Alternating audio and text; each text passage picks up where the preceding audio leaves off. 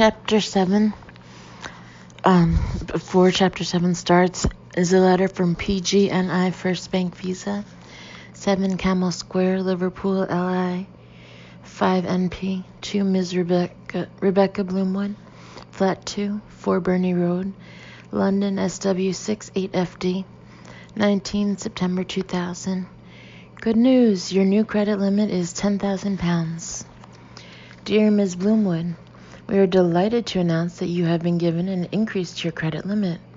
Your new credit limit of £10,000 is available for you to spend immediately and will be shown on your next statement. You can use your new credit limit to do many things: pay for a holiday, a car, even transfer balances from other cards. However, we realize that some customers do not wish to take advantage of increased credit limits. If you would prefer your credit limit to remain at its original level, please call one of our customer satisfaction representatives or return the form below. Yours sincerely, Michael Hunt, Customer Satisfaction Manager. Chapter 7, New York. I'm going to New York. New York. Everything is transformed. This is why Luke has been so secretive. We had a lovely long chat at the wedding, and Luke explained everything to me, and suddenly it all made sense. It turns out he's opening up a new office of brand and communications in New York, in partnership with some advertising supremo called Michael Ellis, who is based in Washington, and Luke's going to go over there and head it up. He said he's been wanting to ask me all along to come with him, but he knew I wouldn't want to give up my career just to trail along with him. So, this is the best bit. He's been speaking to some contacts in television, and he reckons I'll be able to get a job as a financial expert on an American TV show. In fact, he says I'll get snapped up because Americans love British accents. Apparently, one producer has already practically offered me a job just from seeing a tape Luke sent him. Isn't that great? The reason he didn't say anything before was he didn't want to raise my hopes before things started looking definite. But now apparently all the investors are on board and everyone's really positive, and they're hoping to finalize the deal as soon as possible. Michael Ellis's agency advertises for most of the big financial players, and he's already been talking to them all about the new company.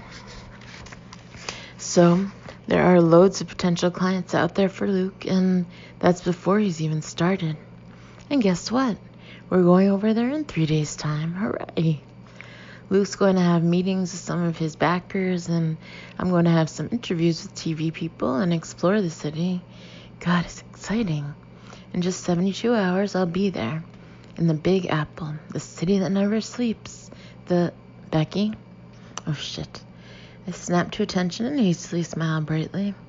I'm sitting on the set of Morning Coffee, doing my usual phone-in, and Jane from Lincoln has been explaining over the line that she wants to buy a property, but doesn't know which kind of mortgage to take out. Oh, for goodness sake. How many times have I explained the difference between repayment plans and endowment policies?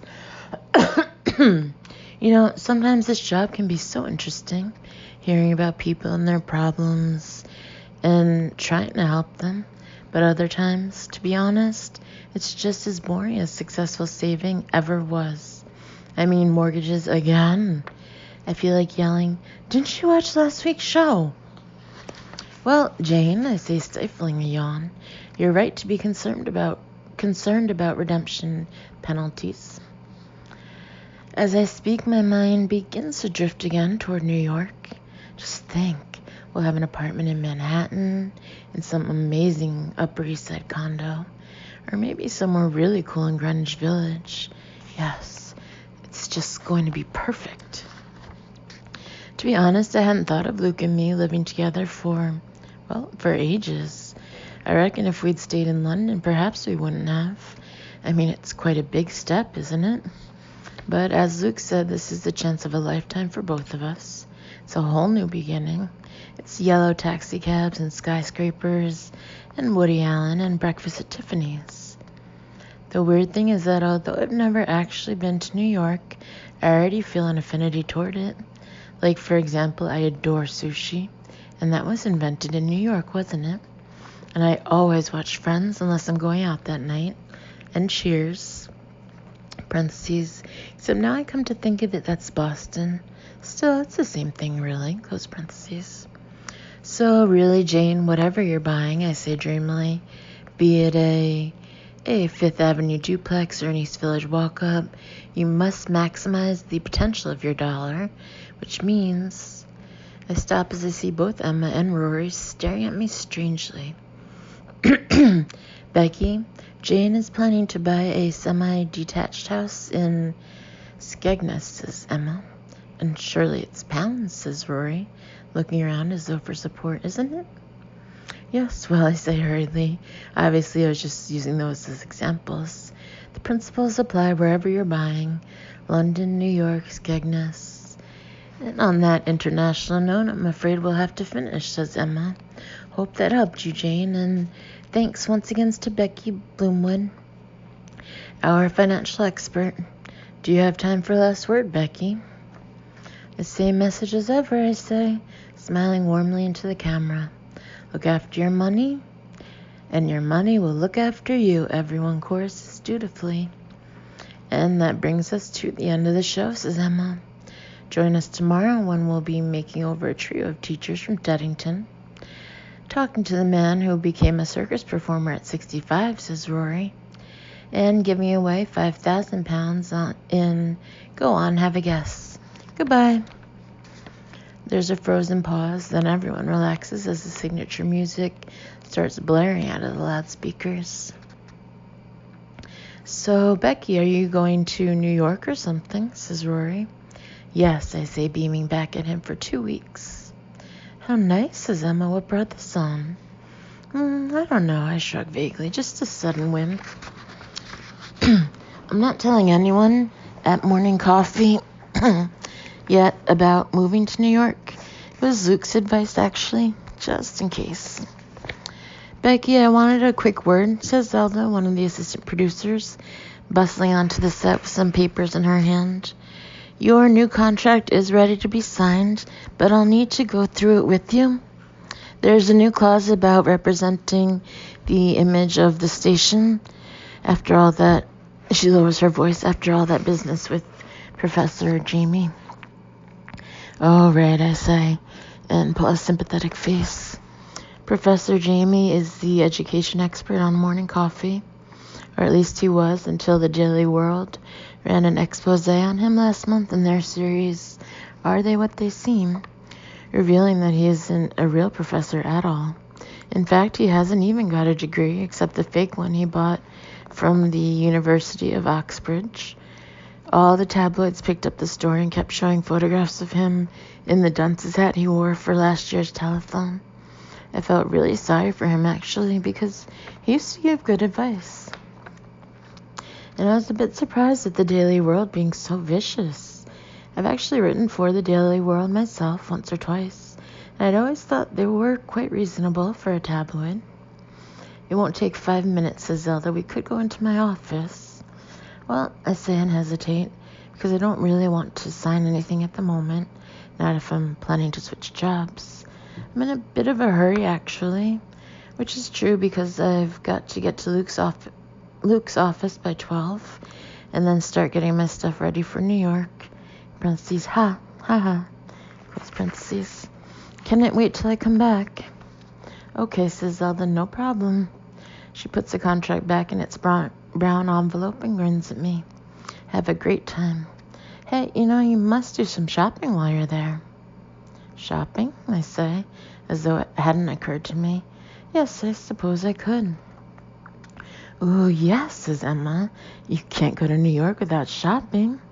Although I suppose Becky would tell us we should put our money into a savings plan instead. She laughs merrily and Zelda joins in, and I smile back, feeling a bit uncomfortable. Somehow all the people at morning coffee have got the idea I'm incredibly organized with my money, and without quite meaning to, I've gone along with it. Still, I don't suppose it really matters. A savings plan is a good idea, of course, I hear myself saying. But as I always say, there's no harm going shopping once in a while, as long as you stick to a budget. Is that what you're going to do then? Asks Emma interestedly. Give yourself a budget? Oh, absolutely, I say wisely. It's the only way. Which is completely true. I mean, obviously I'm planning to give myself a New York shopping budget. I'll set realistic limits and I'll stick to them. It's really very simple. Although what I'll do is make the limits fairly broad and flexible, because it's always a good idea to allow some extra leeway for emergencies or one-offs. You're so virtuous, says Emma, shaking her head. Still, that's why you're the financial expert and I'm not. Emma looks up as the sandwich man approaches us with a tray of sandwiches. Oh, lovely, I'm starving. I'll have bacon and avocado. And I'll have tuna and sweet corn, says Zelda. What do you want, Becky? Pastrami and rye, I say casually. Hold the mayo. I don't think they do that, says Zelda, wrinkling her brow. They've got ham salad. Then a bagel, cream cheese and lox, and a soda. Soda water, do you mean? Says Zelda. What's lox? Says Emma puzzledly. And I pretend I haven't heard. Not actually sure what lox is, but everyone eats it in New York, so it's got to be delicious. Whatever it is, says the sandwich man, I haven't got it. You can have cheese and tomato and a nice packet of hula hoops. Okay, I say reluctantly, and reach for my purse. As I do, a pile of posts that I picked up this morning falls out of my bag onto the floor. Shit. Hastily, I gather all the letters up and shove them into my Conrad shop carrier bag, hoping no one spotted them. But Bloody Rory was looking straight at me. Hey, Becky, he says, giving a guffawing laugh. Was that a red bill I saw there? No, I say at once. Of course not. It's a birthday card, a joke birthday card for my accountant. Anyway, I must run. Ciao. Okay, so it wasn't quite true. It was a red bill. To be honest, there have been quite a few red bills arriving for me over the last few days, which I'm completely intending to get round to paying off when I've got the cash. But I mean, I've got more important things happening in my life than a few crappy final demands. In a few months' time, I'm going to be living on the other side of the Atlantic. I'm going to be an American television star. Luke says I'll probably earn twice in the States what I do here, if not more. So a few crummy bills won't exactly matter then, will they? A few outstanding pounds won't exactly ruin my sleep when I'm a household name and living in a Park Avenue penthouse. God, and that'll completely suss that horrible John Gavin. Just imagine his face when I march in and tell him I'm going to be the new anchorwoman on CNN on a salary 6 times what he earns. That'll teach him to be so nasty. I finally got around to opening his latest letter this morning, and it actually quite upset me. What does he mean, excessive level of debt? What does he mean, special status? You know, Derek Smith would never have been so rude to me, not in a million years. Luke's in a meeting when I arrive, but that's okay because I don't mind hanging around. I love visiting the Brandon Communications office. In fact, I pop in there quite a lot just for the atmosphere. Such a cool place. All blonde wood floors and spotlights and trendy sofas and people rushing around being really busy and dynamic. Everyone stays really late every night, even though they don't have to. And at about 7 o'clock, someone always opens a bottle of wine and passes it around. I've got a present to give his assistant Mel for her birthday, which was yesterday. I'm quite pleased with it, actually. It's a gorgeous pair of cushions from the Conrad shop. And as I hand over the carrier bag, I actually hear her gasp, "Oh, Becky, you shouldn't have." I wanted to, I beam, and perch companionably on her desk as she admires them. So, what's the latest? Ooh, you can't beat a good gossip. Mel puts down the carrier bag and gets out a box of toffees. And we have a lovely old natter. I hear all about her terrible date with an awful guy her mother's been trying to set her up with. And she hears all about Tom's wedding. And then she lowers her voice and starts filling me in on all the office gossip. She tells me about the 2 receptionists who haven't been speaking ever since they came to work in the same neck jacket, and both refuse to take it off. and the girl in accounts who has just come back from maternity leave and is throwing up every morning but won't admit anything. And here's a really juicy one, she says, handing me the box of toffees. I reckon Alicia's having an affair in the office. No, I stare at her in amazement. Really? With who? With Ben Bridges. I screw up my face trying to place the name. That new guy who used to be at Copeland Foster Bright? Him? I stare at Mel. Really? I have to say I'm surprised. He's very sweet, but quite short and pushy. Not what I would have said was Alicia's type. I keep seeing them together, kind of whispering. And the other day, Alicia said she was going to the dentist. But I went into Ratchet's, and there they were having a secret lunch. She breaks off as Luke appears at the door of his office, ushering out a man in a purple shirt. Mel, order a taxi for Mr. Mallory, would you please? Of course, Luke, says Mel, switching into her efficient secretary voice. She picks up the phone and we grin at each other. Then I walk into Luke's office. His office is so smart, I always forget how grand he is. He's got a sweeping maple desk that was designed by some award-winning Danish designer, and on the shelves in the alcove behind it are all his shiny PR awards. Here you are, he says, handing me a sheaf of papers. The top one is a letter from someone called Haskin Forlano, U.S. immigration lawyers.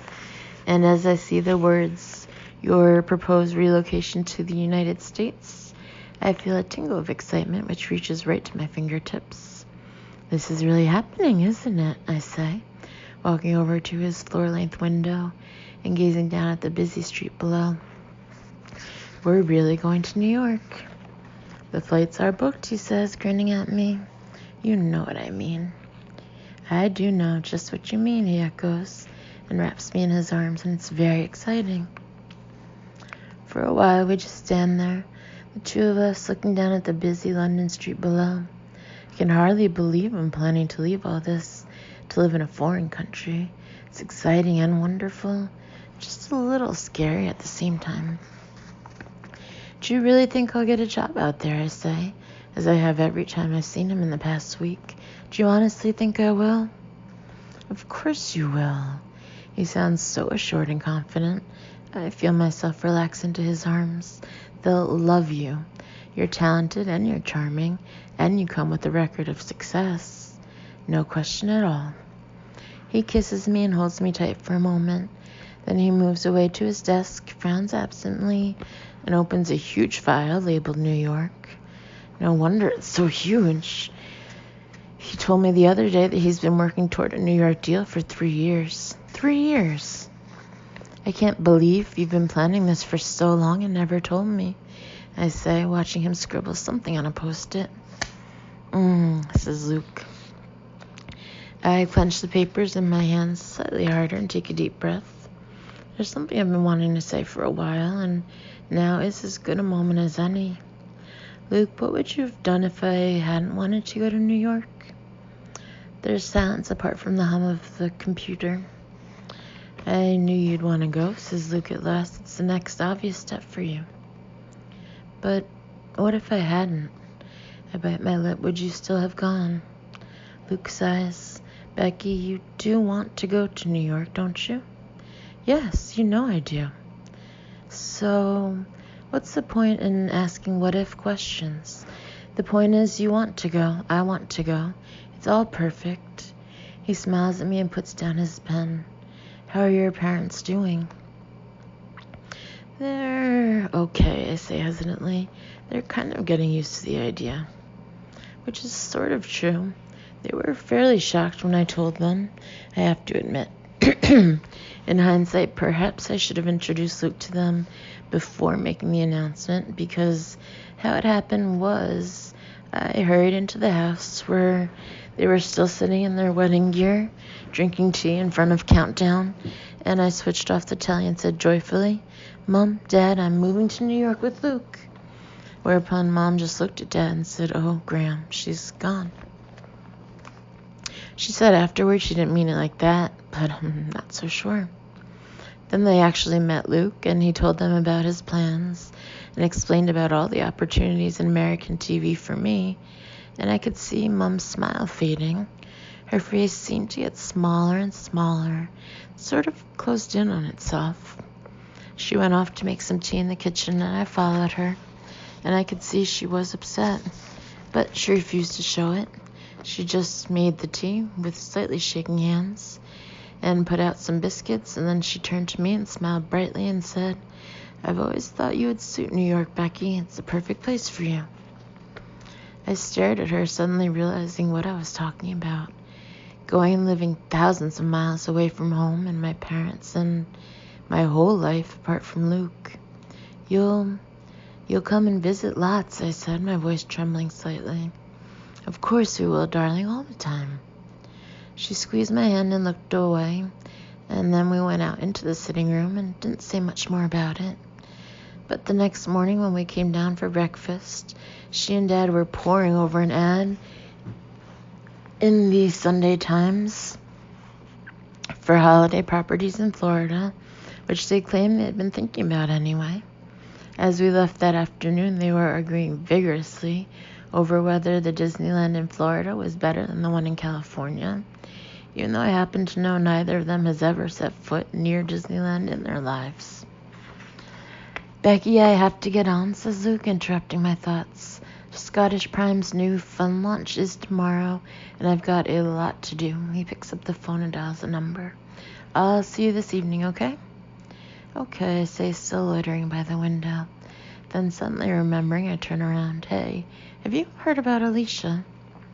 "What about her?" Luke frowns at the receiver and puts it down. "Mel reckons she's having an affair with Ben Bridges. Can you believe it?" "No, frankly," says Luke, tapping at his keyboard. "I can't." "So what do you think's going on?" I perch on his desk and look excitedly at him. "My sweet," says Luke patiently, "I really do have to get on." "Aren't you interested?" "No, as long as they're doing their jobs." "People are more than just their jobs," I say reprovingly. But Luke isn't even listening. He's got that faraway cut-off look which comes over him when he's concentrating on business. "Oh well," I say and roll my eyes. "See you later." As I come out, Mel is not at her desk, but Alicia's standing there in a smart black suit, staring at some papers. Her face seems more flushed than usual, and I wonder with an inward giggle if she's just been canoodling with Ben. "Hi, Alicia," I say politely. "How are you?" Alicia jumps, and she quickly gathers up whatever it is she's reading, then looks at me with a strange expression as though horns have sprouted from my head.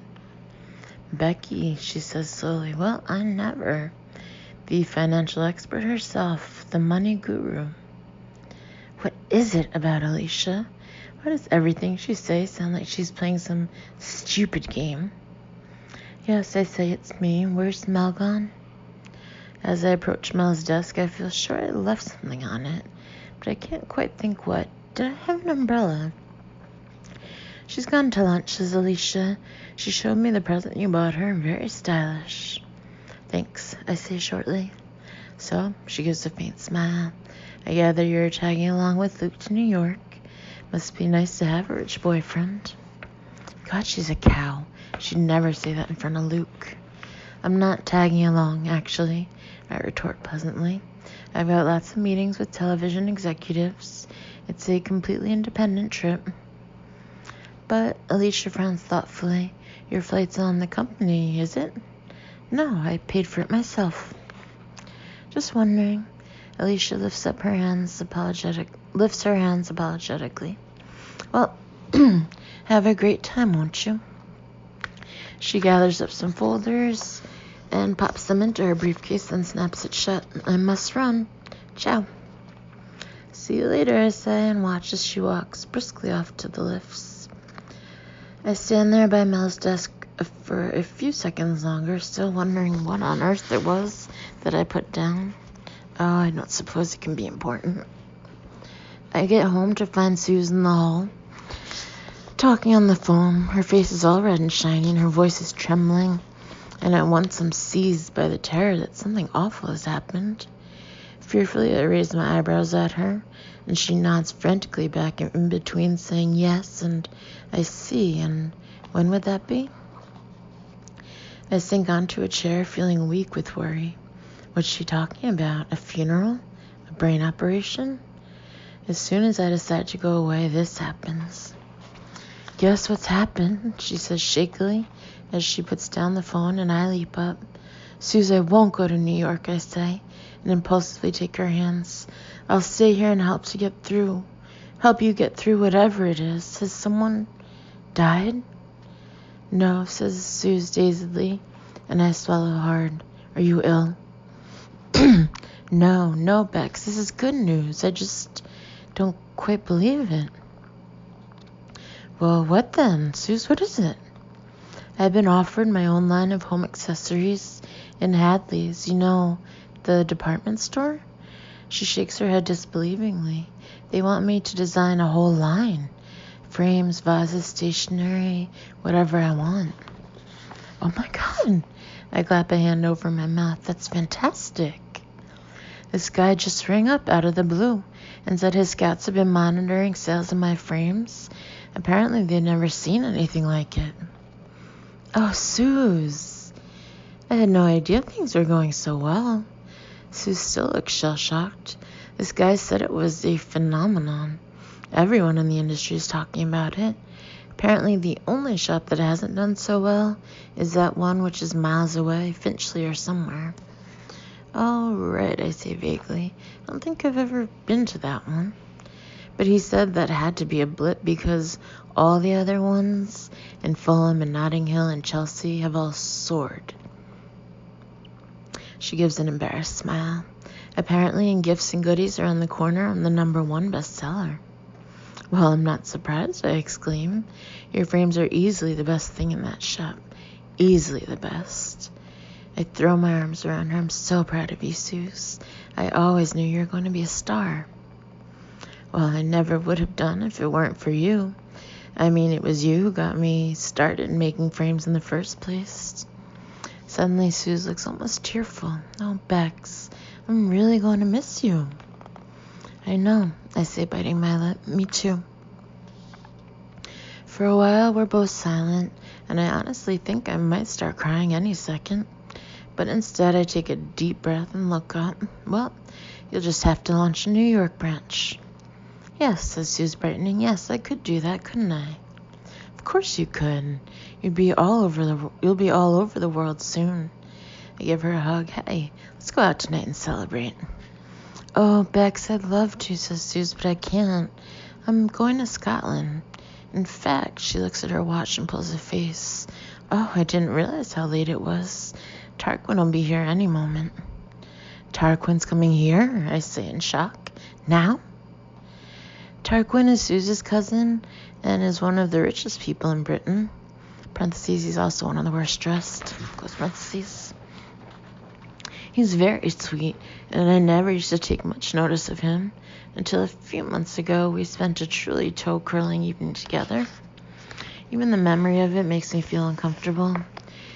Basically, the date was going fine, parentheses, at least fine given that I didn't find him attractive or have anything in common with him, close parentheses, until Tarquin caught me flicking through his checkbook, or at least I think he did. I'm still not quite sure what he saw, and to be honest, I'm not keen to find out. I'm driving him up to my aunt's house for this dreary family party thing, says Suze. We're going to be the only ones there under 90. As she hurries off to her room, the doorbell rings, and she calls over her shoulder. Could you get that, Bex? It's probably him. Oh, God. I really don't feel prepared for this. Trying to assume an air of confident detachment, I swing open the front door and say brightly, Tarquin. Becky, he says, staring at me as though I'm the lost treasure of Tutankhamun. And he's looking as bony and strange as ever, with an odd green hand-knitted jersey stuffed under a tweed waistcoat and a huge old fob watch dangling from his pocket. I'm sorry, but surely the 15th richest man in England, or whatever he is, should be able to buy a new Timex. Well, come on in, I say over heartily, throwing my hand out like an Italian restaurant owner. Great, says Tarquin, and follows me into the sitting room. There's an awkward pause while I wait for him to sit down. In fact, I start to feel quite impatient as he hovers uncertainly in the middle of the room. Then suddenly I realize he's waiting for me to sit down and hastily sink down onto the sofa. Would you like a tichy? I asked politely. Bit early, says Tarquin with a nervous laugh. Parentheses, tichy is Tarquin speak for drink, by the way, and trousers are tregs, and you get the picture, close parentheses. We lapse into another dreadful silence. I just can't stop remembering awful details from our date, like when he tried to kiss me and I pretended to be absorbed in a nearby picture. Oh God, forget. I heard you were moving to New York, Tarquin says suddenly, staring at the floor. Is that true? Yes, I say, unable to stop myself smiling. Yes, that's the plan. I went to New York once myself, Tarquin says. Didn't really get on with it. No, I say consideringly, no. I can believe that. It's a bit different from Scotland, isn't it? Much more frantic. Absolutely, he exclaims, as if I said something very insightful. That was just it, too frantic. And the people are absolutely extraordinary. Quite mad, in my opinion. Compared to what? I want to retort. At least they don't call water hoe and sing Wagner in public. But that wouldn't be kind. So I say nothing and he says nothing. And when the door opens, we both look up gratefully. Hi, says Suze, appearing at the door. Turkey, you're here. Listen, I've just got to get the car because I had to park a few streets away the other night. I'll beep when I get back and we can whiz off, okay? Okay, says Tarquin, nodding. I'll just wait here with Becky. Lovely, I say, trying to smile brightly. Suze disappears. I shift awkwardly in my seat, and Tarquin stretches his feet out and stares at them. Oh, this is excruciating. The very sight of him is niggling at me more and more, and suddenly I realize I have to say something now. Otherwise, I'll disappear off to New York and the chance will be lost. Tarquin, I say, and exhale sharply. There's something I really want to say to you. I've been wanting to say it for a while, actually. Yes, he says, his head jerking up. What is it? He meets my eyes anxiously, and I feel a slight pang of nerves. But now I've started, I've got to carry on. I've got to tell him the truth. I push my hair back and take a deep breath. That jumper, I say, it really doesn't go with that waistcoat. Oh, says Tarquin, looking taken aback. Really? Yes, I say, feeling a huge relief at having got it off my chest. In fact, it's frightful. Should I take it off? Yes, in fact, take the waistcoat off too.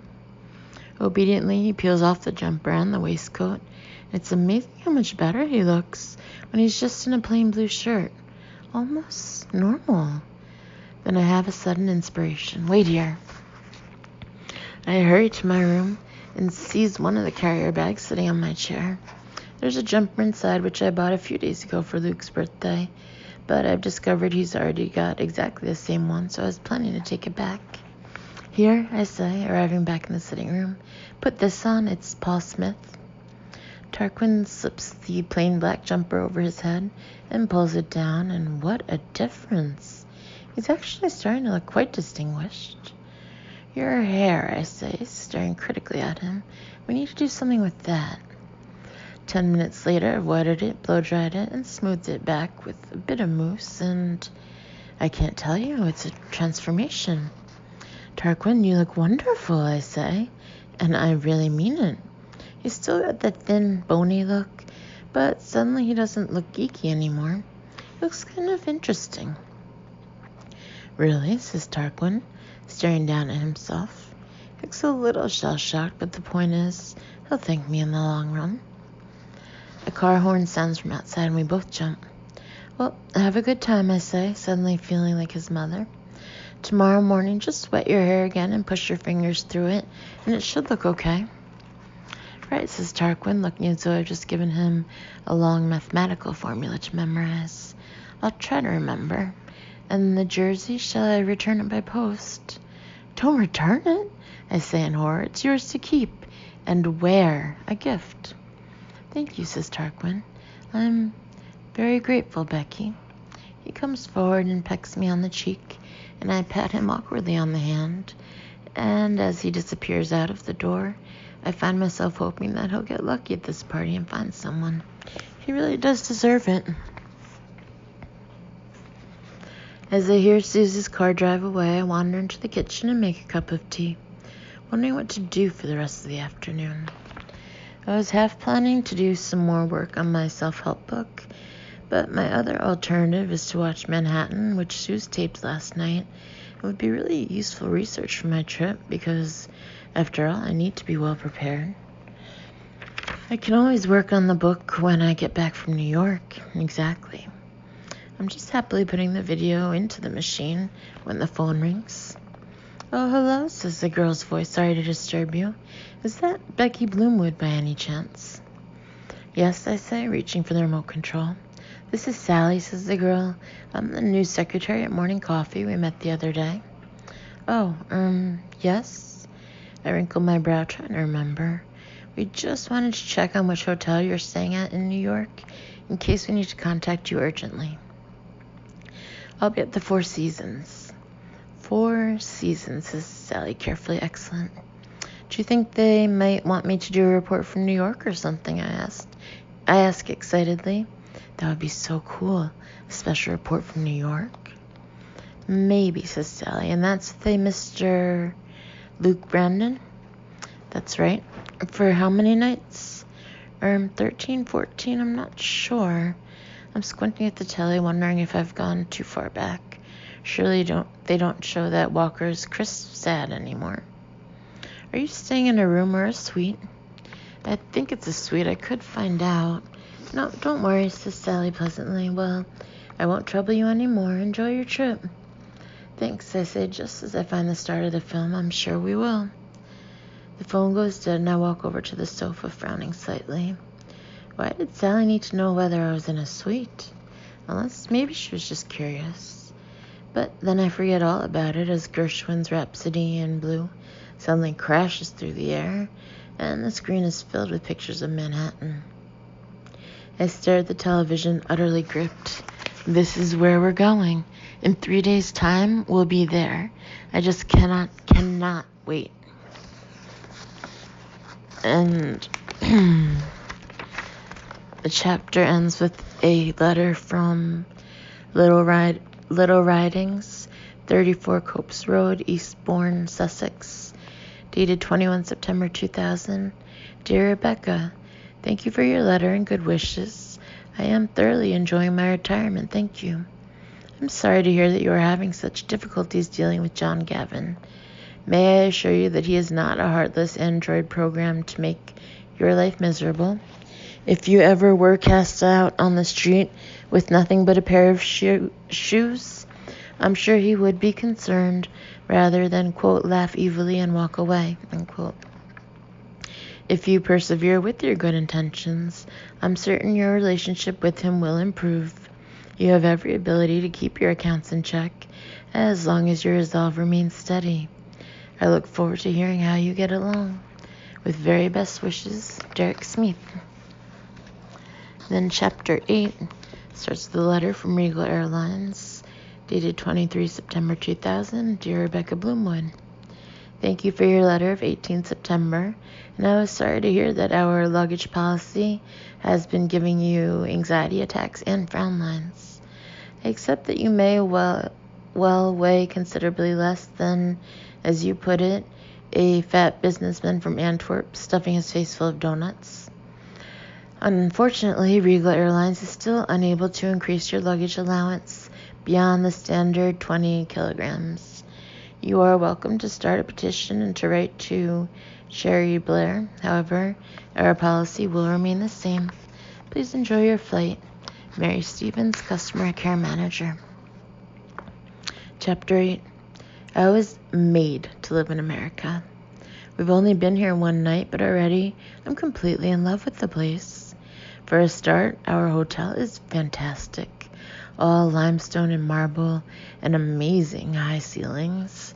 We're staying in an enormous suite overlooking Central Park with a paneled dressing room and the most incredible bath that fills up in about 5 seconds. Everything is so grand and luxurious and kind of more. Like last night after we arrived, Luke suggested a quick nightcap downstairs. And honestly, the martini they brought me was the hugest drink I've ever seen. In fact, I nearly couldn't finish it. Parentheses, but I managed it in the end. And then I had another one just because it would have been churlish to refuse. Close parentheses. Plus, everyone is so nice all the time. The hotel staff smile whenever they see you. And when you say thank you, they reply, "You're welcome," which they would never do in Britain. Just kind of grunt. To my amazement, I've already been sent a lovely bouquet of flowers and an invitation to lunch from Luke's mother, Eleanor, and another bouquet from the TV people I'm meeting on Wednesday, and a basket of fruit from someone I've never heard of, but who is apparently desperate to meet me. I mean, when did Zelda from Morning Coffee last send me a basket of fruit? I take a sip of coffee and smile blissfully at Luke. We're sitting in the restaurant finishing breakfast before he whizzes off for a meeting, and I'm just deciding what to do with my time. I haven't got any interviews for a couple of days, so it's completely up to me whether I take in a few museums or stroll in Central Park or pop into a shop or two.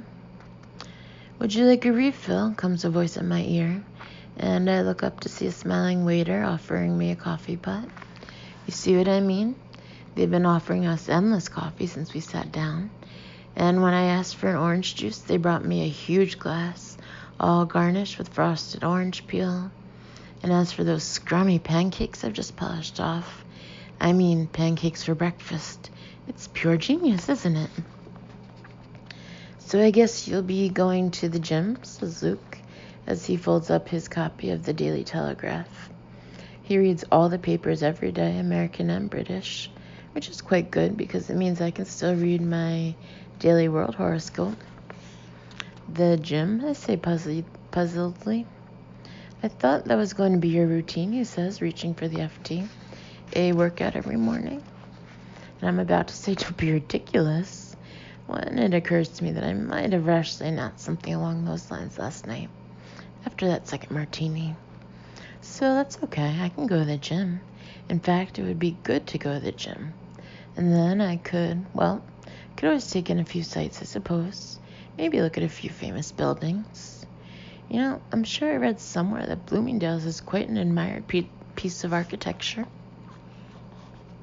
And then what will you do? "I don't know," I say vaguely, watching as the waiter puts a plate of French toast down on the table next to ours. God, that looks delicious. Why don't we have stuff like this in Europe? Go and explore New York, I guess. I was asking at reception, and there's a guided walking tour, which leaves from the hotel at 11. The concierge highly recommended it. "Oh, right," I say, taking a sip of coffee. "Well, I suppose I could do that. Unless you wanted to get shopping out of the way," Luke adds, reaching for the Times, and I stare at him slightly incredulously. "You don't get shopping out of the way. You get other things out of the way." Which, in fact, makes me think, maybe I should do this tour, and then I've got sightseeing ticked off. The guided tour sounds good, I say. In fact, it'll be a great way to get to know my new home city. The Statue of Liberty, Central Park. "Don't go to Central Park," puts in Luke. "Why not? Is it dangerous?" "It can be, but that's not why." Luke looks up with that serious, affectionate expression of his. "The truth is, I'd love to introduce it to you myself. It's one of my favorite places in the world." Okay, I smile at him, feeling touched. I won't go to Central Park. As he shakes open the Times, I look at him more carefully. His jaw is set, and he doesn't quite have his usual confident demeanor. In fact, he looks nervous, I realize in surprise. Feeling all right? I say encouragingly. All set for your meeting? Who's it with, anyway? Mason Forbes Stockbrokers, says Luke. One of the companies I'm very much hoping to sign up as a client. Excellent. Well, I'm sure it'll go brilliantly. I hope so. He's silent for a moment. It's all been talks up to now. Talks and plans and promises. But now I need to start getting a few results, a few signatures on the line. You'll get your signatures. Confidently, I pick up the Daily World. Just listen to your horoscope. A day for doing deals and winning hearts. If you have faith in yourself, others will too. You are beginning a streak of success. I look up. You see, it's in your stars. Let me see that, says Luke, and plucks the paper from my hand before I can stop him. Damn. You do slightly have to read between the lines, I add quickly. I see, he says, gazing down at the horoscope page with a smile. Yes, that would explain it. So do you want to hear yours? I've already... Spend today exploring new surroundings, says Luke, as though reading. Remember to hold your bag tightly to you, and that over here it's called a purse. Have a nice day, but don't feel don't feel obliged to tell complete strangers to have one. He smiles at me and I laugh. As he puts away the paper, I take a sip of coffee and glance around the dining room at all the smart businessmen and groomwomen sitting on luxurious striped chairs. Piano music is tinkling discreetly, and I feel like I'm at the hub of some cosmopolitan civilized world. At a nearby table, a woman in black is talking about the First Lady's wardrobe, and I listen eagerly until she gives me a look. The First Lady. It sounds so much more impressive than Prime Minister's wife. God, just think, Luke, I say dreamily. In a few weeks' time, this will be our home city. We'll be real New Yorkers. I'll have to buy a few more black things before then, I find myself thinking. Everyone here seems to wear black. Becky, says Luke. He puts down his paper and suddenly he looks rather grave. There's something I've been meaning to say to you. Everything's been such a rush, I haven't had a chance, but it's something I really think you need to hear. Okay, I say apprehensively. What is it? It's a big step, moving to a new city, especially a city as extreme as New York. It's not the same as London. I know, I nod. You have to have your nails done. Luke gives a puzzled frown before carrying on. I've been here many times, and even I find it overwhelming at times. The sheer pressure and pace of life here is, frankly, on another level from London. Right, so what are you saying? I'm saying I think you should take it slow. Don't expect to fit in straight away. You may well find it a bit of a shock to begin with. I stare at him discomfited. Don't you think I'll be able to stand the pace? I'm not saying that, says Luke. I'm just saying get to know the city gradually. Get the feel of it. See if you can really see yourself living here. You may hate it. You may decide you can't possibly move here. Of course, I very much hope you don't, but it's worth keeping an open mind. Right, I say slowly, I see. So just see how today goes, and we'll talk some more this evening, okay? Okay, I say, and drain my coffee thoughtfully. I'll show Luke I can fit into this city.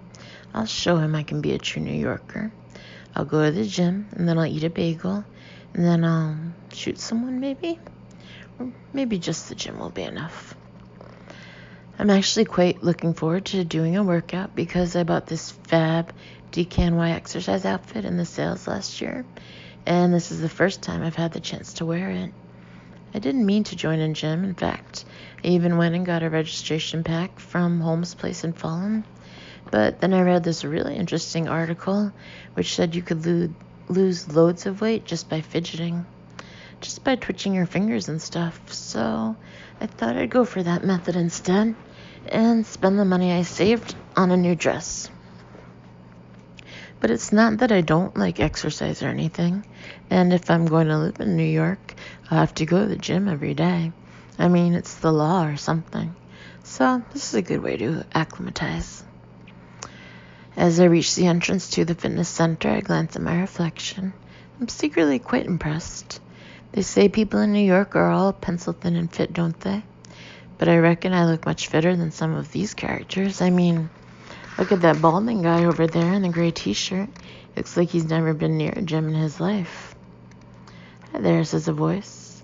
I look up and see a muscular guy in trendy black lycra coming toward me. I'm Tony. How are you today? I'm fine, thanks, I say, and casually do a little hamstring stretch. At least I think it's my hamstring, the one in your leg. Just here for a workout. Nonchalantly, I swap legs, clasp my hands, and stretch my arms out in front of me. I can see my reflection on the other side of the room, and though I say it myself, I look pretty bloody cool. Do you exercise regularly? Asks Tony. Not in the gym, I say, reaching down to touch my toes, then changing my mind halfway down and resting my hands on my knees. But I walk a lot. Great, says Tony, on a treadmill or cross country.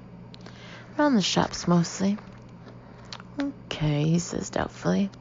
But I'm often holding quite heavy things, I explain, carrier bags and stuff. Right, says Tony, not looking that convinced. Well, would you like me to show you how the machines work? It's alright, I say confidently, I'll be fine. Honestly, I can't be bothered listening to him explain every single machine and how many settings it has. I mean, I'm not a moron, am I? I take a towel from the pile, drape it around my neck, and head off toward a running machine, which should be fairly simple. I step up onto the treadmill and survey the buttons in front of me. A panel is flashing the word time, and after some thought I enter 40 minutes, which sounds about right. I mean, that's how long you'd go on a walk for, isn't it? It flashes program, and after scrolling down the choices, I select Everest, which sounds much more interesting than hill walk. Then it flashes level. Level. I look around for some advice, but Tony is nowhere to be seen. The balding guy is getting onto the treadmill next to mine, and I lean over. Excuse me, I say politely. Which level do you think I should choose? That depends, said the guy. How fit are you? Well, I say, smiling modestly, I'm going for level 5 if it's any help, says the guy, briskly punching at his machine. Okay, I say, thanks. Well, if he's level 5, I must be at least level 7. I mean, frankly, look at him and look at me.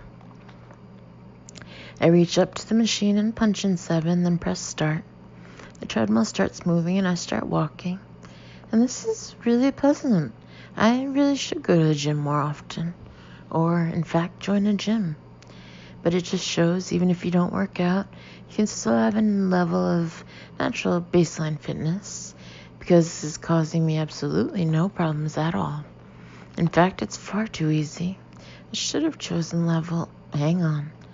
The machine's tilting upward, and it's speeding up. I'm running to catch up with it, which is okay. I mean, this is the point, isn't it? Having a nice healthy jog, running along, panting a little, but that just means my heart is working, which is perfect.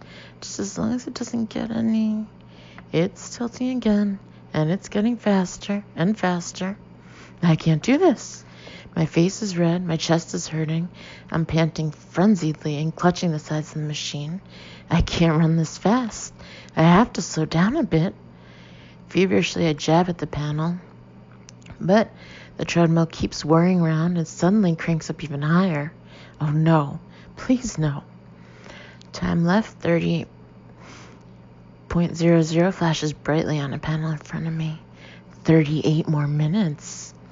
I glance to my right, and the balding guy is sprinting easily along as though he's running through a field of daisies. I want to ask him for help, but I can't open my mouth. I can't do anything except keep my legs moving as best I can.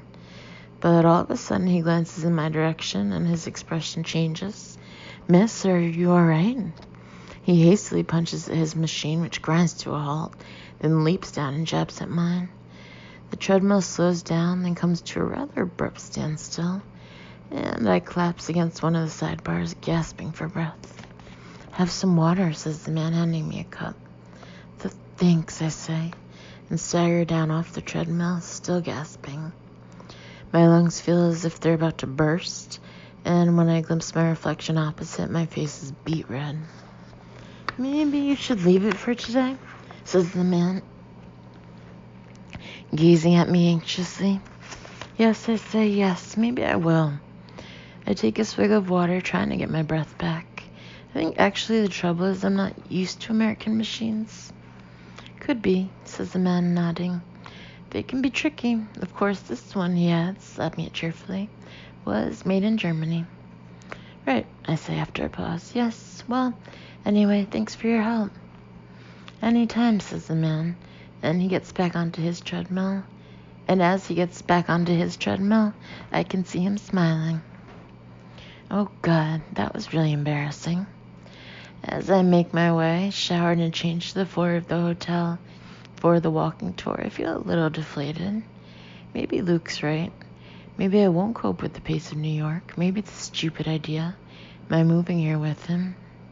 I mean, if I can't keep up with the treadmill, how am I going to keep up with the whole city? A group of sightseers has already assembled, mostly much older than me and attired in a variety of sensible windbreakers and sneakers. They're all listening to a young, enthusiastic man who's saying something about the Statue of Liberty. Hi there, he says, breaking off as I approach. Are you here for the tour? Yes, please, I say. And your name? Rebecca Bloomwood, I say, blushing a little as all the others turn to look at me. I paid at the desk earlier. Well, hi, Rebecca, says the man, taking something off on his list. I'm Christoph. Welcome to our group. Got your walking shoes on?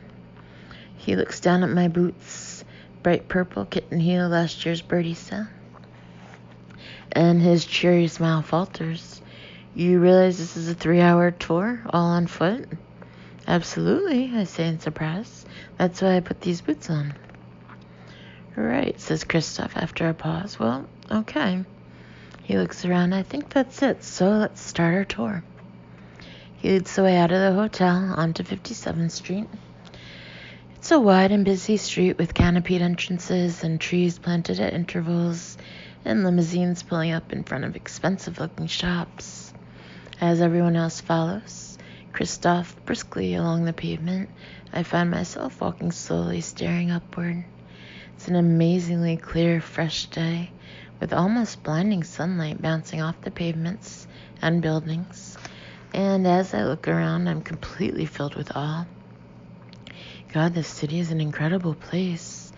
I mean, obviously I knew that New York would be full of tall skyscrapers, but it's only when you're actually standing in the street, staring up at them, that you realize how huge they are. I gaze up at the tops of the buildings against the sky until my neck is aching and I'm starting to feel dizzy. Then slowly my eyes wander down, floor by floor, to shop window level, and I find myself staring at 2 words, Prada and shoes. Ooh, Prada shoes right in front of me. Let's just have a really quick look. As the others all march on, I hurry up to the window and stare at a pair of deep brown pumps with cream stitching. God, those are divine. I wonder how much they are. You know, Prada's probably really cheap over here. Maybe I should just pop in and... Rebecca? With a start, I come to and look round to see the tour group 20 yards down the street all staring at me. Sorry, I say, and reluctantly pull myself away from the window. I'm coming. There'll be time for shopping later, says Christoph cheerfully. I know, I say, and give a relaxed laugh. Sorry about that. Don't worry about it. Of course, he's quite right. There will be plenty of time to go shopping. Plenty of time. Right, I'm really going to concentrate on the tour. So, Rebecca, says Christoph brightly as I rejoin the group. I was just telling the others that we're heading down East 57th Street to 5th Avenue, the most famous avenue of New York City. Great, I say. That sounds really good. 5th Avenue serves as a dividing line between the east side and the west side, continues Christoph. Anyone interested in history will like to know that I'm nodding intelligently as he speaks and trying to look interested. But as we walk down the street, my head keeps swiveling from left to right like someone watching a tennis game. Christian Dior, Hermes, Chanel, The street is just incredible. If only we could just slow down a bit and have a proper look. But Christoph is marching on ahead like a hike leader, and everybody else in the group is following him happily, not even glancing at the amazing sights around them. Do they not have eyes in their heads? Where we're going to take into well-known landmarks, Rockefeller Center, which many of you will associate with ice skating. We swing around a corner and my heart gives a swoop of excitement. Tiffany's. It's Tiffany's right in front of me. I must just have a quick peek. I mean, this is what New York is all about. Little blue boxes and white ribbon and those gorgeous silver beans. I sidle up to the window and stare longingly at the beautiful display inside. Wow, that necklace is absolutely stunning. Oh God, and look at that watch with all those little diamonds around the edge. I wonder how much something like that would... Hey, everybody, wait up, rings out Christoph's voice. I look up and they're all bloody miles ahead again. How come they walk so fast anyway? Are you okay there, Rebecca, he calls, with a slightly forced cheeriness. You're going to have to try to keep up. We have a lot of ground to cover. Sorry, I say and scuttle toward the group, just having a quick little look at Tiffany's. I grin at a woman next to me, expecting her to smile back, but she looks at me blankly and pulls the hood of her baggy gray sweatshirt more tightly over her head. As I was saying, Christoph says as we stride off again, above 14th Street, Manhattan was designed as a grid so that... And for a while, I really try to concentrate, but it's no good. I can't listen. I mean, come on. This is 5th Avenue. There are women striding along in immaculate coats and sunglasses. Yellow taxi cabs honking at each other. 2 men are standing on a street corner arguing in Italian. And everywhere I look, there are fabulous shops. There's Gucci, and that's the hugest gap I've ever seen in my life. And oh God, look at that window display over there. And we're just walking straight past Armani Exchange, and no one's even pausing. What is wrong with these people? Are they complete Philistines? We walk on a bit farther, and I'm trying my best to catch a glimpse inside a window full of amazing-looking hats when, oh my God, just look there. It's Saks Fifth Avenue, right there across the street. One of the most famous department stores in the world. Floors and floors of clothes and shoes and bags. And thank God at last, Christoph is coming to his senses and stopping. This is one of New York's most famous landmarks, he's saying with a gesture. With a gesture. Many New Yorkers regularly visit this magnificent place of worship once a week or even more often. Some even make it here daily. We don't have time to do more than have a quick look inside, but those that are interested can always make a return trip. Is it very old? Asks the man with the Scandinavian accent. The building dates from 1879, says Christoph, and was designed by James Renwick. Come on, I think impatiently, as someone else asks a question about the architecture. Who cares who designed it? Who cares about the stonework? It's what's inside that matters. Shall we go in? Says Christoph at last. Absolutely, I say joyfully, and hurry across the street toward the entrance. It's only as my hand is actually on the door that I realize no one else is with me. Where have they all gone? Puzzled, I look back, and the rest of the group is processing into a big stone church, outside which there's a board reading St. Patrick's Cathedral. Oh, I see. When he said magnificent place of worship, he meant... Right, of course. I hesitate, hand on the door, feeling torn. I should go into the cathedral. I should take in some culture and come back to Saks later. But then, how is that going to help me get to know whether I want to live in New York or not? Looking around some old cathedral. Put it like this. How many millions of cathedrals do we have in England? And how many branches of Saks Fifth Avenue? Are you going in? Says an impatient voice behind me. Yes, I say, coming to a decision. Absolutely, I'm going in. I push my way through the heavy wooden doors and into the store, feeling almost sick with anticipation. I haven't felt this excited since Octagon relaunched their designer floor, and I was invited to the cardholder's champagne reception. I mean, visiting any shop for the first time is exciting. There's always that electric buzz as you push open the door, that hope, that belief that this is going to be the shop of all shops, which will bring you everything you ever wanted at magically low prices. But this is 1,000 times better, 1,000,000 times, because this isn't just any old shop, is it? This is a world-famous shop. I'm actually here. I'm in Saks on 5th Avenue in New York. As I walk slowly into the store, forcing myself not to rush, I feel as though I'm setting off for a date with a Hollywood movie star. I wander through the perfumery, gazing around at the elegant Art Deco paneling, the high airy ceilings, the foliage everywhere. God, this has to be one of the most beautiful shops I've ever been in. At the back are old-fashioned lifts, which make you feel you're in a film with Cary Grant, and on a little table is a pile of store directories. I pick one up just to get my bearings, and I don't quite believe it. There are 10 floors to this store. 10. I stare at the list transfixed. I feel like a child trying to choose a sweetie in a chocolate factory. Where am I going to start? How should I do this? Start at the top? Start at the bottom? All these names jumping out at me, calling to me. Anna Sui, Calvin Klein, Kate Spade, Kiehl's. I am going to hyperventilate. Excuse me?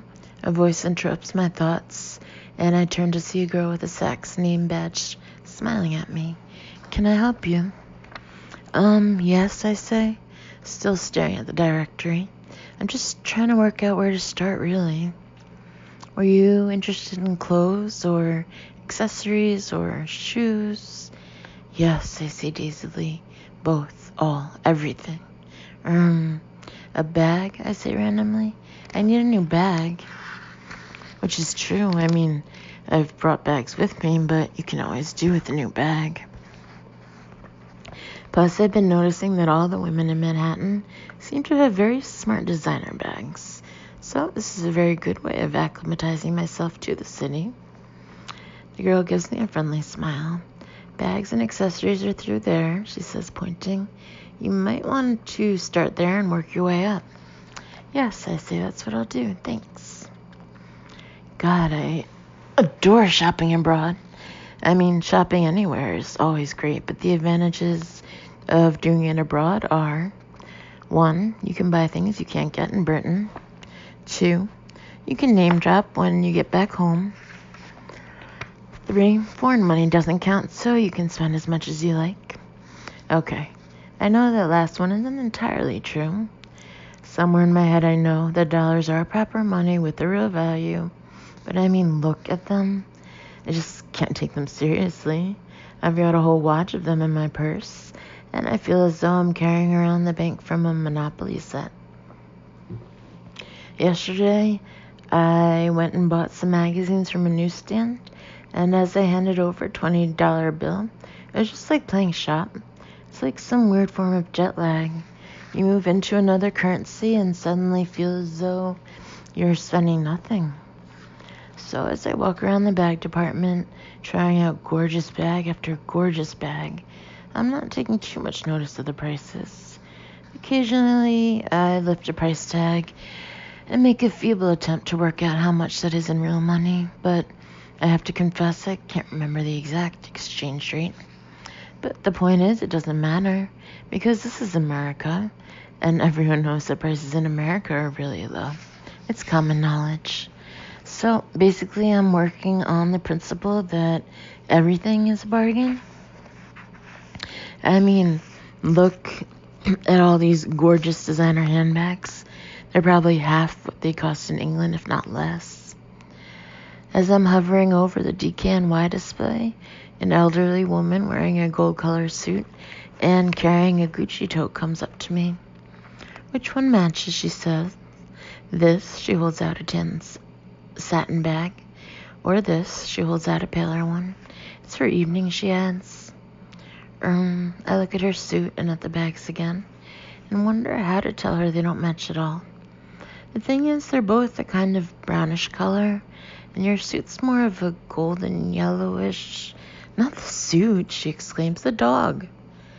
I look at her perplexedly, then spot a tiny face poking out of the Gucci tote. "Oh my God, is that a real live dog?"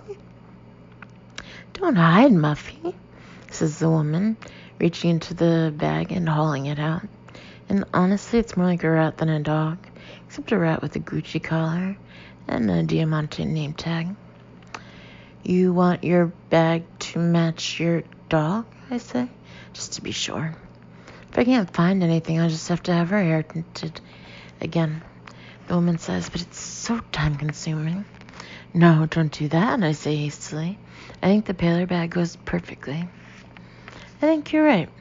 She gives it a critical look, then nods. "Thanks for your help. Do you have a dog?" Not on me." The woman stares at me suspiciously, then stuffs the dog back in the Gucci tote. She walks off and I resume my search, wondering if I need to buy a dog in order to be a real New Yorker. Except I only like big ones, and you couldn't exactly lug a Labrador around in a Fendi clutch, could you? Eventually, I choose a beautiful Kate Spade bag in tan leather and take it up to the counter. It costs $500, which sounds quite a lot, but then $1,000,000 lira sounds like a lot too, doesn't it? It's only about 50 pence, so this is sure to be a bargain. As the assistant hands me my receipt, she even says something about it being a gift, and I beam in agreement. A complete gift. I mean, in London it would probably cost. "Gina, are you going upstairs?" interrupts the woman, turning to a colleague. "Gina will show you to the 7th floor, she says, and smiles at me. "Right," I say in slight confusion. "Well, okay." Gina beckons me briskly, and after a moment's hesitation, I follow her, wondering what's on the 7th floor. Maybe some complimentary lounge for Kate Spade customers with free champagne or something. It's only as we're approaching a department entitled gift wrapping that I suddenly realize what's going on. When I said gift, she might have thought I meant it was an actual... "Here we are," says Gina brightly. "The Saks signature box is complimentary, or choose from a range of quality wrap." "Right," I say. "Well, thanks very much. Although actually I wasn't really planning to, but Gina has already gone. And the two ladies behind the gift wrap counter are smiling encouragingly at me. This is a bit embarrassing. "Have you decided which paper you'd like?" says the elder of the two ladies, beaming at me. "We also have a choice of ribbons and adornments." "Oh, sod it, I'll get it wrapped. I mean, it only costs $7.50, and it'll be nice to have something to open when I get back to the hotel room." "Yes," I say, and beam back. "I'd like that silver paper, please, and some purple ribbon and one of those clusters of silver berries." The lady reaches for the paper and deftly begins to wrap up my bag, more neatly than I've ever wrapped anything in my life. And you know, this is quite fun. Maybe I should always get my shopping gift wrapped. "Who's it to?" says the lady, opening a card and taking out a silver pen. "To Becky," I say vaguely. 3 girls, all wearing jeans and high-heeled boots, have come into the gift wrap room. I'm slightly intrigued by their conversation. "Below wholesale, sample sale, Earl jeans." "And who is it from?" says the gift wrap lady pleasantly. From Becky," I say without thinking. The gift wrap lady gives me a rather strange look, and I suddenly realize what I've said. A different Becky," I add awkwardly. "Sample sale. Alexander McQueen, pale blue, 80% off. Sample sale. Sample sale." I cannot bear this any longer. "Excuse me," I say, turning around. "I didn't mean to eavesdrop on your conversation, but I just have to know one thing. What is a sample sale?" The whole gift wrap area goes quiet. Everyone is staring at me, even the lady with the silver pen. You don't know what a sample sale is? Says a girl in a leather jacket, eventually, as though I've said I don't know my alphabet. No, I say, feeling myself flush red. No, I don't. The girl raises her eyebrows, reaches in her bag, rummages around, and eventually pulls out a card. Honey, this is a sample sale. I take the card from her, and as I read, my skin starts to prickle with excitement. Sample sale. Designer clothes, 50 to 70% off. Ralph Lauren, Gucci, Comme de, I don't know how to pronounce that one. Bags, shoes, hosiery, 40 to 60% off. Prada, Fendi, Lagerfeld. Is this for real? I breathed at last, looking up. I mean, could I go to it? Oh, yeah, says the girl. It's for real, but it'll only last a day. A day? My heart starts to thump in panic. Just one day. One day, affirms the girl solemnly. I glance at the other girls, and they're nodding in agreement. Sample sales come without much warning, explains one. They can be anywhere. They just appear overnight. Then they're gone, vanished, and you just have to wait for the next one. I look from face to face, utterly mesmerized. I feel like an explorer, learning about some mysterious nomadic tribe. So you want to catch this one today, says the girl in blue, tapping the card and bringing me back to life. You'd better hurry. I have never moved as fast as I do out of that shop. Clutching my Saks Fifth Avenue carrier, I hail a taxi, breathlessly read out the address on the card, and sink back into my seat. I have no idea where we're heading or what famous landmarks we're passing, but I don't care. As long as there are designer clothes on sale, that's all I need to know. We come to a stop, and I pay the driver, making sure I tip him about 50% so he doesn't think I'm some stingy English tourist. And heart-thumping, I get out. I have to admit, on first impression, things are not promising. I'm in a street full of rather uninspiring-looking shop fronts and office blocks. On the card, it said the sample sale was at 4:05, but when I follow the numbers along the road, 4:05 turns out to be just another office building. Am I in the wrong place altogether? I walk along the pavement for a little bit, peering up at the buildings, but there are no clues.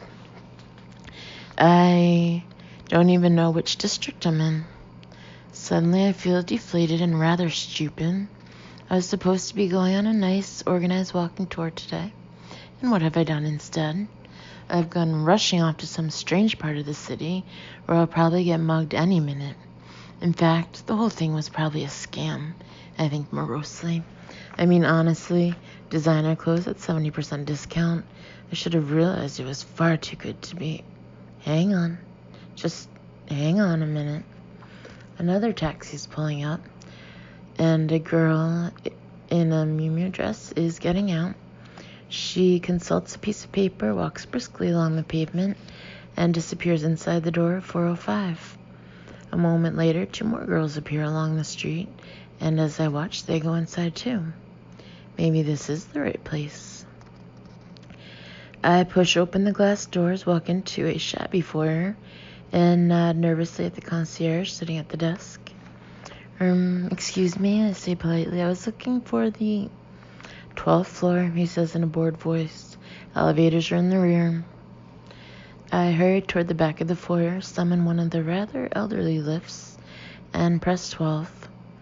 Slowly and creakily, the lift rises, and I begin to hear a kind of faint hubbub, rising in volume as I get nearer. The lift suddenly pings, and the doors open, and oh my God, is this the queue? A line of girls is snaking back from a door at the end of the corridor. Girls in cashmere coats, girls in black suits, girls tossing their springy ponytails around and chattering excitedly into their mobile phones. There's not a single one who isn't wearing full makeup and smart shoes and carrying some sort of designer bag, even if it's the teeniest little Louis Vuitton coin purse. And the babble of conversation is peppered with names of fashion houses. They're all pressing forward, firmly moving their stilettos inch by inch along the floor, and all have the same urgent look in their eyes. Every so often, somebody pushes their way out of the door, holding an enormous, nameless carrier bag, and about 3 girls push their way in.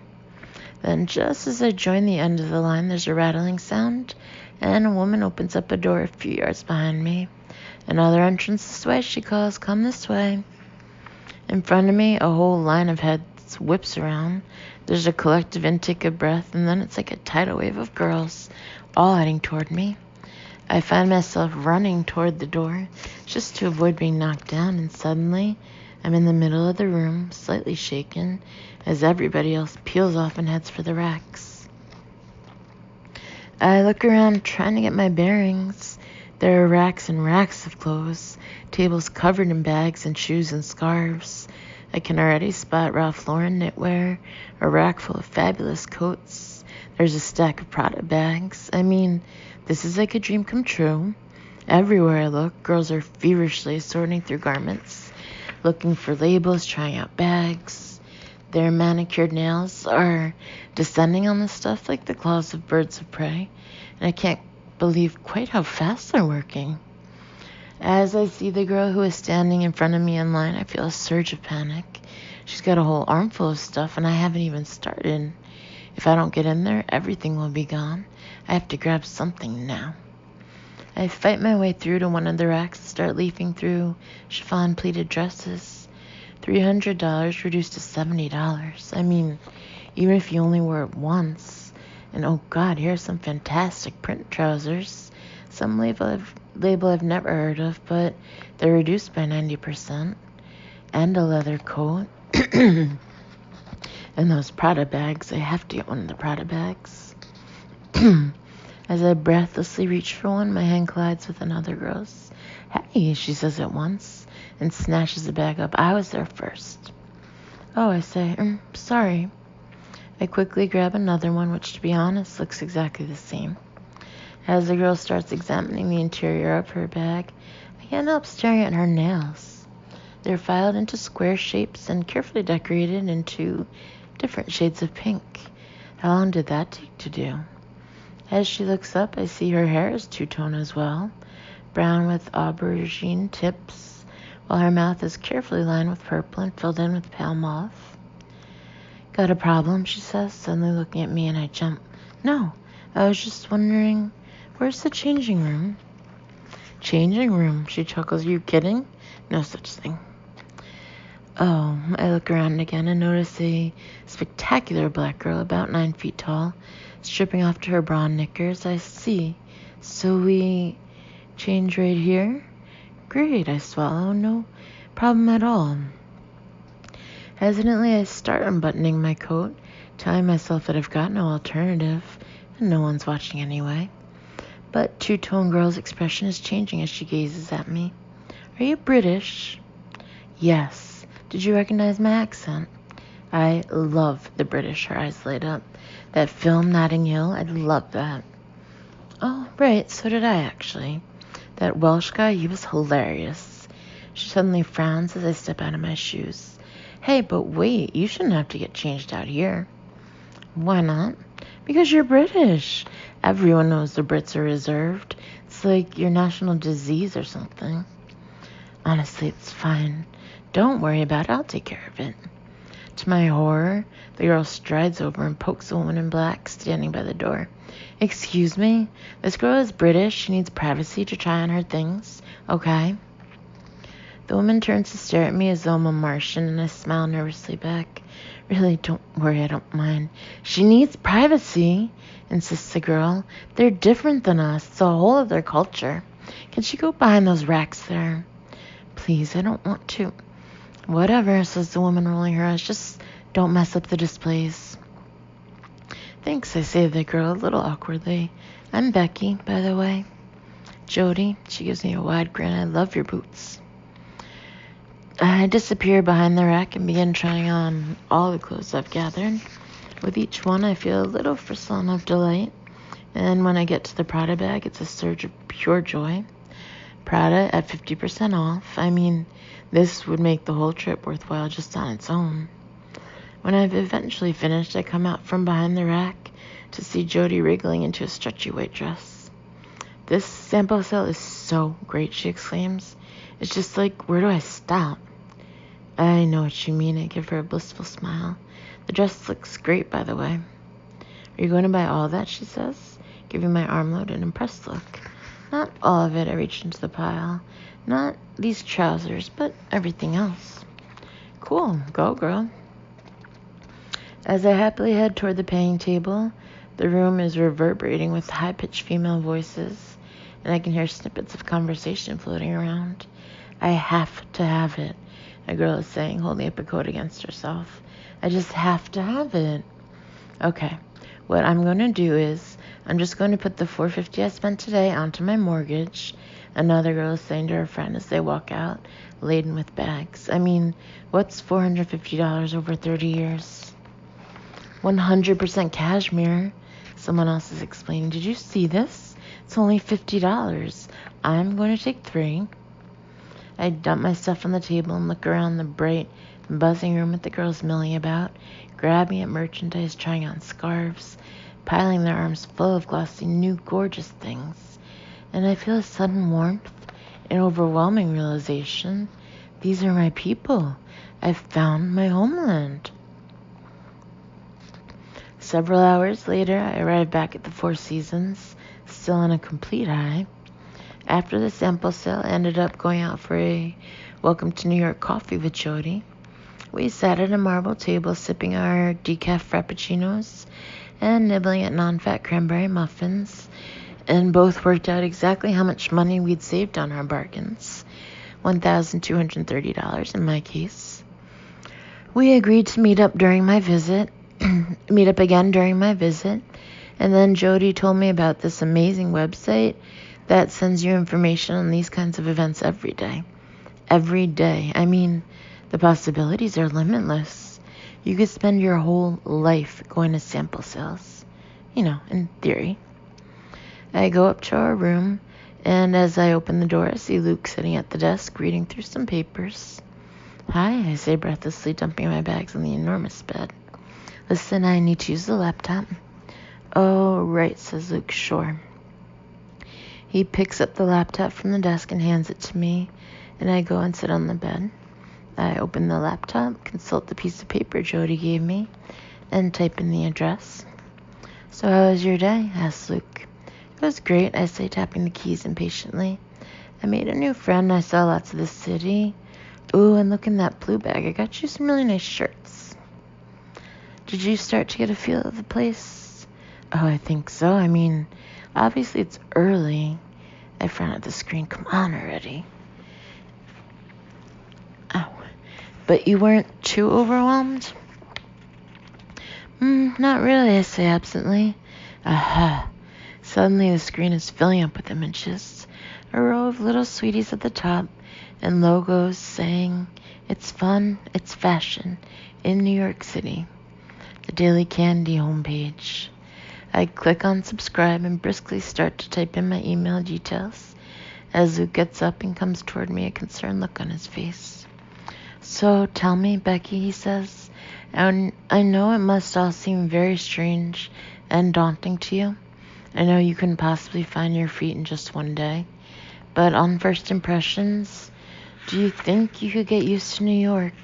Do you think you could ever see yourself living here?" I type the last letter with a flourish, press send, and look at him thoughtfully. "You know what? I think I probably could."